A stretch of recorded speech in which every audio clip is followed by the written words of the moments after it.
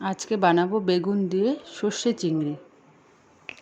কড়াইতে দেখো তেল দিয়ে দিয়েছি। এবার অল্প কটা কালো জিরে ফোড়ন দিয়ে দেবো।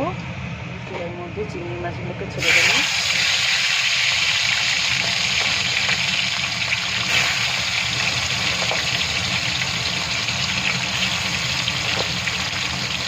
চিংড়ির সাথে দিয়ে দেবো হাফ বেগুন, ডুমো ডুমো করে বেগুন কেটে নিয়েছি। চিংড়ি মাছটা হালকা করে ভেজে নিয়েছি, এবার তুলে নেব। বেগুনগুলোকে দিয়ে হালকা করে ভেজে নেব।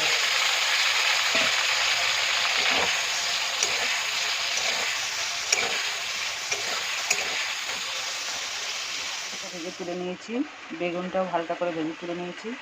মশলা রেডি করে নিয়েছি, সর্ষে আর লঙ্কা বেটে নিয়েছি। এবার কড়াইতে দিয়ে দেবো।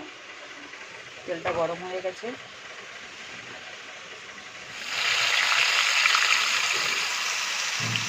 ওর মধ্যে দিয়ে দেবো স্বাদ মতো নুন আর দিয়ে দেবো পরিমাণ মতন হলুদ। দিয়ে ভালো করে নাড়িয়ে গ্যাসটাকে লো ফ্লেমে দিয়ে ঢেকে রাখবো। হয়ে গেছে আমার বেগুন দিয়ে সর্ষে চিংড়ি।